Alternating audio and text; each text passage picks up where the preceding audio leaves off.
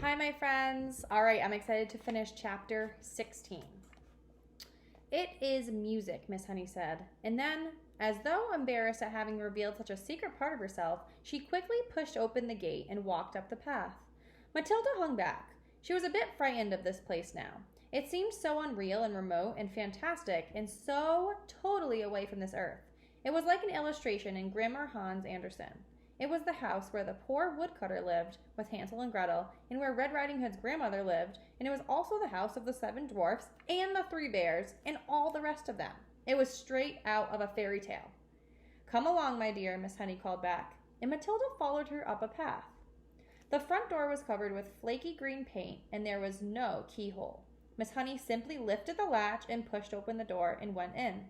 Although she was not a tall woman, she had to stoop low to get through the doorway. Matilda went after her and found herself in what seemed to be a dark, narrow tunnel.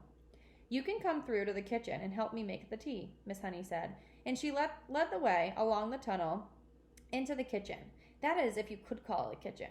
It was not much bigger than a good-sized clothes cupboard, and there was one small window in the back wall with a sink under the window. But there were no taps over the sink. Against another wall there was a shelf, presumably for preparing food, and there was a single cupboard above the shelf.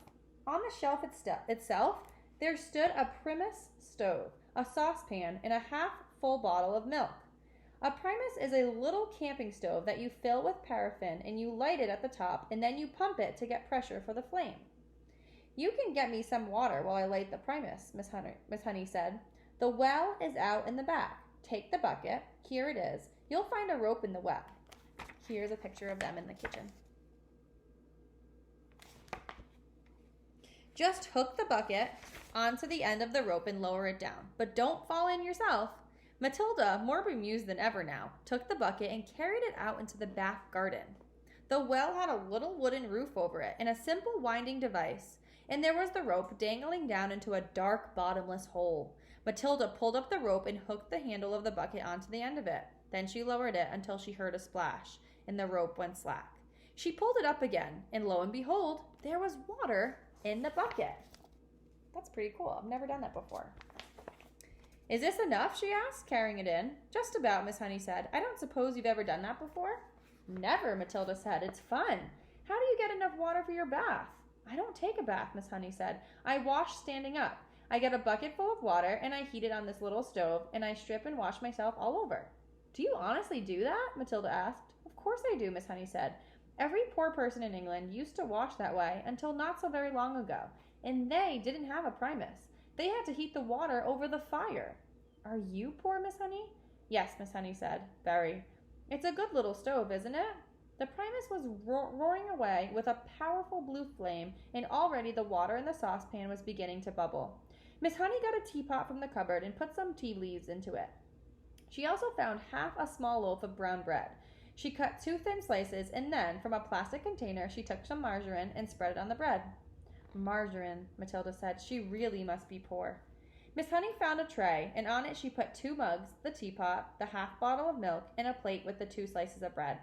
"I'm afraid I don't have any sugar," she said. "I never use it." "That's all right," Matilda said. In her wisdom, she seemed to be aware of the delicacy of the situation, and she was taking great care not to say anything to embarrass her companion.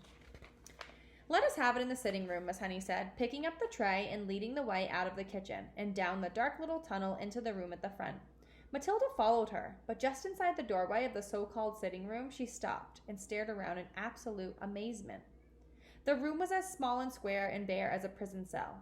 The pale daylight that entered came from a single tiny window in the front wall, but there were no curtains. The only objects in the entire room were 2 upturned wooden boxes to serve as chairs and a third box between them for a table. That was all. There were no pictures on the walls, no carpet on the floor, only rough, unpolished wooden planks. And there were gaps between the planks where dust and bits of grime had gathered. The ceiling was so low that with a jump, Matilda could nearly touch it with her fingertips. The walls were white, but the whiteness didn't look like paint. Matilda rubbed her palm against it, and a white powder came off on her skin. It was whitewash, the cheap stuff that's used in cowsheds and stables and hen houses. Matilda was appalled. Was this really where her neat and trimly dressed schoolteacher lived? Was this all she had come back to after a day's work? It was unbelievable. And what was the reason for it?